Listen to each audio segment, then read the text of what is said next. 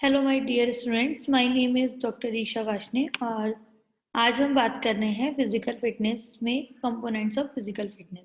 Last video में हमने उसके मीनिंग एंड इम्पॉर्टेंस प्रिंसिपल्स के बारे में बात किया था और आज हम बात कर रहे हैं कंपोनेंट्स के बारे में। फिजिकल फिटनेस के बहुत सारे आधार होते हैं जिन पर हम हमारी जो फिजिकल फिटनेस है वो पूरी निर्भर होती है और ये तय करना बहुत ही डिफिकल्ट हो जाता है कि किस सीमा तक हम उसको सही मानें।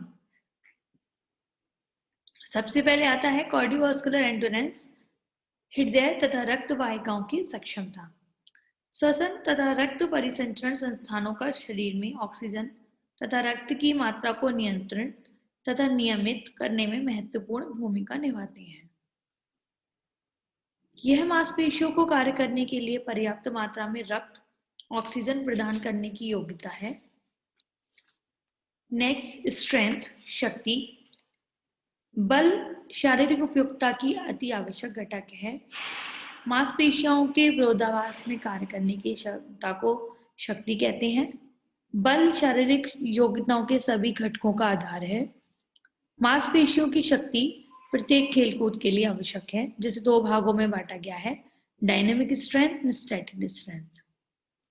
डायनेमिक स्ट्रेंथ, इसे आइसोटोनिक स्ट्रेंथ भी कहा जाता है। जब हम खेल में बहुत सारी एक्टिविटी में भाग लेते हैं तो शरीर के हमारे जो अंग हैं वो बहुत सारे हरकत करते हैं। प्रत्येक खेल गतिविधि में हम विभिन्न रूप से कार्य लेते हैं जो डिफरेंट पार्ट में डिवाइडेड है। फर्स्ट आता है मैक्सिमम स्ट्रेंथ, अधिकतम शक्ति। यह वह क्षमता है जिसमें व्यक्ति अपनी मांसपेशियों से एक बार में अधिकतम शक्ति लगा सकता है। उदाहरण के लिए जैसे weight lifting, shot put, power lifting, hammer throw आदि खेलों का प्रयोग किया जाता है। इसका केवल उन खेलों में किया जा रहा है जहां एक बार से अधिक शक्ति लगानी हो या भार उठाना हो, तब यूज किया जाता है। नेक्स्ट आता है आपका एक्सप्लोसिव स्ट्रेंथ, विस्फोटक शक्ति। यह वह क्षमता है जिसमें मांसपेशियों में बहुत तेजी से संकुचन, जैसे कॉन्ट्रेक्शन कह सकते हैं, हरकत करने में कम से कम समय में पूरा किया जा सकता है। कुछ गतिविधियां जैसे लंबी कूद, high jump, triple jump, sprint आदि में आवश्यकता होती है।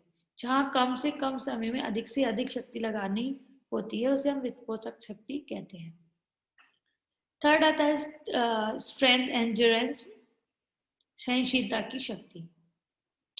यह हमारी मांसपेशियों की वह शक्ति है जो लंबे समय तक रुकावट के बावजूद हमें कार्य करने में सक्षम रखती है। इसमें शक्ति और सहनशीलता का संगम होता है। इसकी जरूरत हमें लंबी दूरी की दौड़, साइकिलिंग, फुटबॉल आदि खेलने के लिए पड़ती है। यह हमें थकान की अवस्था में अच्छा प्रदर्शन करने की योग्य प्रदान करती है।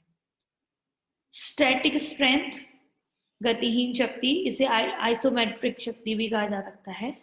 इस तरह की शक्ति खेलों में बहुत कम देखने को मिलती है। इसका प्रयोग भारोत्तोलन, क्लीन जंप, स्नैच गतिविधियों के अंतिम चरण में दिखाई देता है। इसको डायनोमीटर में मापा जा सकता है। नेक्स्ट, थर्ड आता है स्पीड, गति। यह वह क्षमता है जिसमें खिलाड़ी बहुत तेजी से हरकत करने में सफल होता है। यह शरीर के विभिन्न अंगों को अधिक तेजी से हिलाने की योग्यता है। हम गति को बढ़ाने के लिए कुछ अधिक नहीं कर सकते क्योंकि यह आनुवांशिक पहलू है। हमारे शरीर में सफेद और लाल मांसपेशियों के रेशे होते हैं।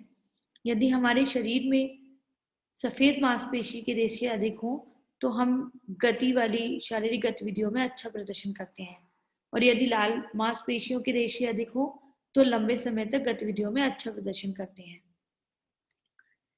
नेक्स्ट आता है एंड्योरेंस, सहनशीलता।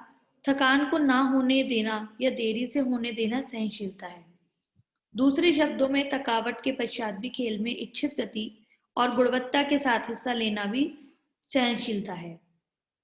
सहनशीलता के भी दो घटक हैं, short term endurance, long term endurance.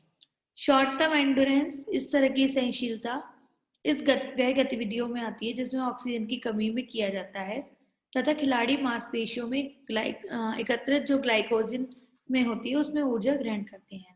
इस तरह की गतिविधियां खिलाड़ियों में थकान उत्पन्न कर देती है और सहनशीलता छोटी अवधि में गतिविधियों में होती है। जैसे इसमें बहुत सारे गेम होते हैं, फुटबॉल है, बास्केटबॉल है, कुश्ती है आदि इस टाइप के। लॉन्ग टर्म इंड्योरेंस जो होता है, लंबी अवधि की सहनशीलता, इस तरह की गतिविधियों में गति कम और धीरे होती है। लंबी अवधि की गतिविधियों के लिए खिलाड़ी को आराम में ही ग्लाइकोजन की ऊर्जा ग्रहण कर लेता है, परंतु बाद में जब पहला स्रोत समाप्त हो जाता है तो वो जो जमी हुई आपकी फैटी एसिड होता है वो उससे एनर्जी लेने शुरू कर देता है।